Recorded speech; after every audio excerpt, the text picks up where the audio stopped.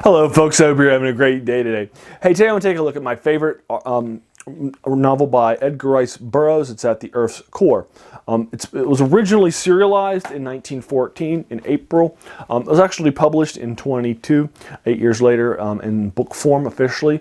But At the Earth's Core is my favorite Burroughs ERB story. And I've read a bunch of them. I've got everything from, if you take a look at here, you're going to see everything from Tarzan stories and more, to things from John Carter of Mars, and other stories too. But I still really enjoy the world that he creates in At the Earth's Core, the story of Pellucidar, and more, and I really enjoy it.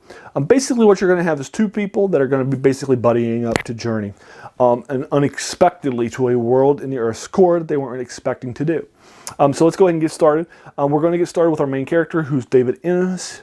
He is the heir of a mining company, so he has a little bit of money. He's not like super rich, but he's got money, and he wants this to do some digging. So he reaches out to this Professor Perry, and Perry is going to put together a sort of a mole mining device that they call the mole. And it can basically, it's got this screw on it, and it can screw down. And so the idea is that can dig it to the earth, and thus helping reduce mining and such very, very quickly. And making tunnels can be done in a day. You could dig much further down. And the idea is that it's a set of technology that you could use. So the two of them get in it, check it out, make sure it's working, see how far down it can dig. There are some issues with the machine, but it digs well.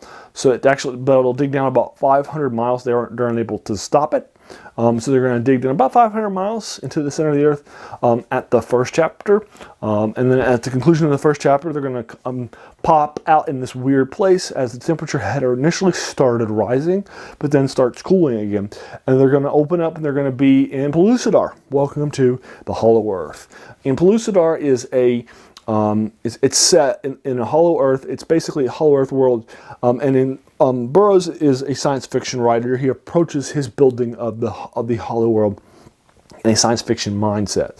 He knows what it's like to have the idea of a hollow crust around Earth, and then an actual world in the middle. There's no sun, there's no stars in the sky. So what will that look like, right? So you're not going to have the traditional horizons. You're not going to have a day-night cycle. So there's going to be a lot of things about Pellucidar that are going to be very different than your normal adventure. It's different than, John Carter's Mars, or which has, even if it's a day-night cycle, even if it's different, it has years, even if there are a different number of days, right? It has gravity, a different type of gravity, but you get the idea. It may be different, but it's similar enough that you can understand it, right? And the same is true with his other things too. Tarzan doesn't have to worry about being in a different world, right? But he approaches this very scientifically. What would it actually be like? And he is one of the first ones to really sort of take the hollow earth theory that had existed and to really make it work, and I think flesh it out well. And I still, to this day, I think that At the Earth's Core is the best way of reviewing this world. So, once they arrive, they're going to be captured by some Mahars. There are these local lizard people that are intelligent, and they will, as a part of their they fly, and as a part of their sort of living down there, they have captured, and they will occasionally eat, and as well as enslaving many of these local cave people that are there, humans that are down there. There's also a number of dinosaurs. It's very sort of like a Lost World setting. Much like an Arthur C. Clarke Lost World concept with dinosaurs and other ancient creatures that are still alive, they're going to have to deal with in the underworld. What's going to end up happening is that you're going to have this character named Diane, or Dion maybe, I don't know how to pronounce this, D-I-A-N, you can figure out how you want to do it. She'll actually be rescued and saved after our main character starts to fall for her. And after he saves her, he doesn't do what he would normally do in order to say, hey, I'm saving you because I'm interested in you, or want to pursue a friendship with you, or something like that. And so she believes he did it because he wants to become her master and wants her to be his slave. And so she does not like that at all, obviously, because he doesn't know the social structures of the hollow world. They have another friend who helps them out, that they free, who'll become one of their main allies in the entire Pellucidar area, and he will also help them. And there's also this guy who's one of their main rivals, and he is definitely not a nice guy at all, and he will do anything he can to get them in trouble. So you have these 3 other humans they interact with in the first couple of chapters that are going to become sort of this triad of interaction. The friend, the romantic interest, and the antagonist are basically the friend who's going to kind of bring you in, the guy who's the hairy. They have these titles, the hairy, the shifty one, the beautiful, that they are given. I don't know if that's a part of their name or if it's titles that they're given. I don't know where it does. It's never explained by Burroughs if they got their name later, what ends up happening. But you got the hairy, the beautiful one, and the shifting guy. So you got those 3 different people. So anyway, so as you're doing those 3 people, what's going to end up happening? They're going to find out that these Mahars, the ones that are enslaving them, actually are all one gender. They're all female. Something happens to the men, and so they can only reproduce by means of this secret ritual that's a part of this book that they use as a part of their sort of reproduction ceremony. Which is a fact that they're going to remember for later on. Our main character, David, will come back to it. In the meantime, they're going to try to escape and flee and get away. They're going to try to and get away from the Mahars. They're going to have some adventures out in the wilderness before they get brought back in.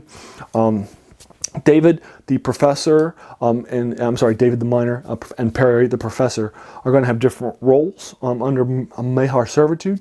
But again, it's kind of fun to kind of see how they're going and where they're going, and that sort of thing. And then eventually what's going to end up happening is they're going to seek to flee the Mahars and their servitude, push back against them, and such. I'll leave you there and just kind of move on from my synopsis, but that's there for you. Again, it's 1914. It's one of the first Lost World narrative stories after Arthur C. Clarke had done The Lost World, and we had other things by Edgar Rice Burroughs that happened as well. You have a number of these sort of worlds that are coming out that are in our world that have dungeon. They'll have these more of like these dinosaurs, pterodactyls, saber-toothed tigers, woolly mammoths, cavemen, giant apes, whatever, right? And these kind of characters and creatures are going to start living and breathing throughout fiction during the pulp era. And so it's going to pop around all over the place, and this taps really perfectly into it.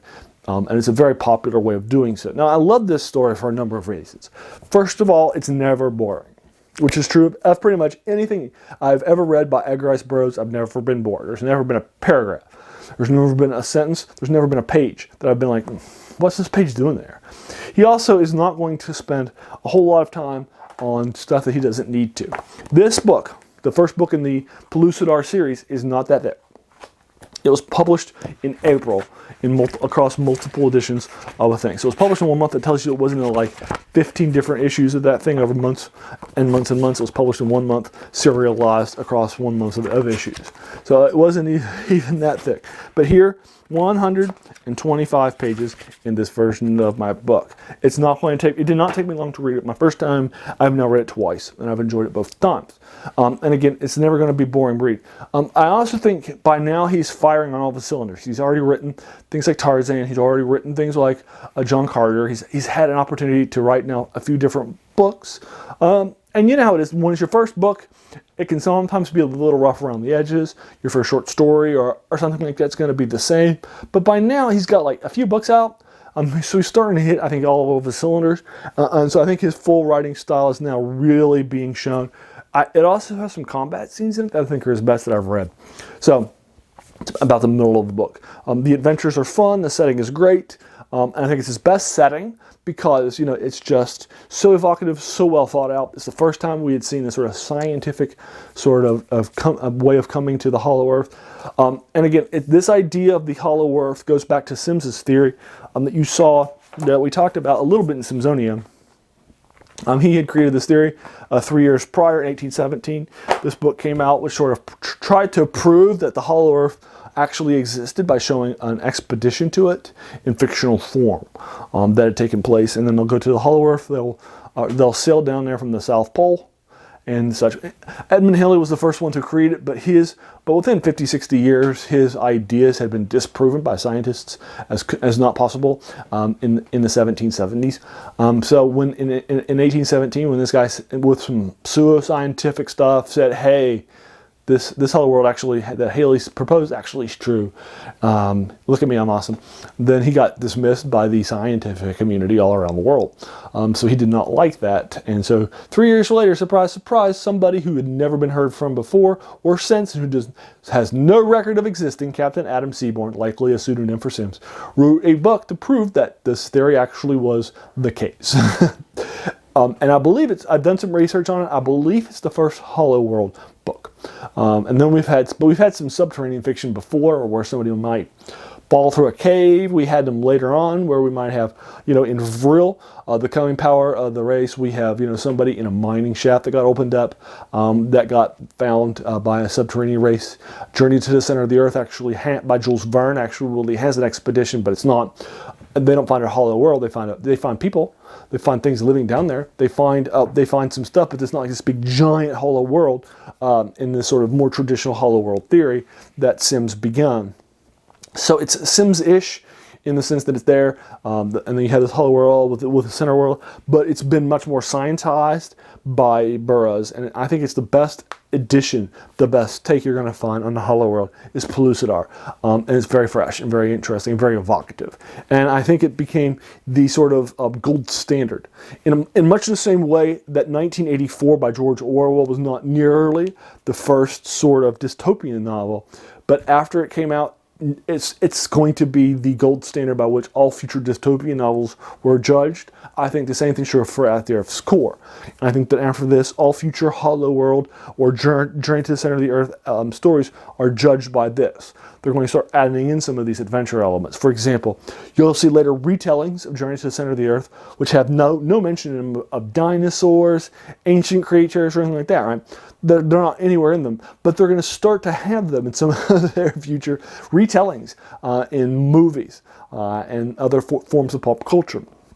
We're going to start to retake this. So you're going to start to see it really pick up, this idea of this lost world in the center of the earth. And it's a big thing. Also, for modern folks, if you're interested in a journey to this and some of the other works of Edgar Rice Burroughs, there is a role-playing game out there, just as a quick shout-out, called Hollow Earth Expeditions, where you and a bunch of other people are fighting against Nazis that have found and are trying to colonize a hollow world. So you're fighting against them, and it's fun. It's a fun RPG system. It also has the Mars, as you would see from John Carter's Barsoom. So you can check that out too. It has a couple of Carter's works in there. Carter's a couple of Burroughs' works in there, Carter and Pellucidar. So you can see Barsoom and Pellucidar both there. So you can do the exploring with them. So it's very heavily influenced by Edgar Rice Burroughs, and you'll know it because as soon as you see the cover of one of those player's handbooks, if I remember correctly, it has a machine in the background that looks like the mole and the Professor Perry and the main characters from it. So you can tell. Anyway, I'll go ahead and leave it to you. It's a lot of fun. I'm going to stop talking about it and give you a chance to actually read it. I'll link it to you in the comments below. Let me know what you thought about it. Did you agree or disagree with my take on it? Have you read it? I'm happy to engage you with it further. And hey, if you enjoyed this video, please feel encouraged to hit that subscribe button. There's going to be so many more of these sorts of stories that are science fiction, fantasy, or horror that play into a lot of these older classics. Sometimes they're going to be ones you've heard of but may not have read, or vice versa, that you've never heard of at all, or maybe some that you've both heard of and read. So the idea is to give us an opportunity to kind of talk about them, highlight some of these older classics that maybe people have forgotten about because they've become so used to new books that the new books are sort of, reading new books is keeping them from reading old books, which is a famous problem that was put forth by French philosopher Jacques Joubert in the 1800s. So anyway, I'll go ahead and leave it to you. And hey, if you watch this video all the way to the end, I just want to thank you for taking some time out of your day. We all have such busy days, busy lives, and so many things happening, being pulled apart in so many ways. So the fact that you spent this time with me, that's very humbling, and I appreciate that. So thanks.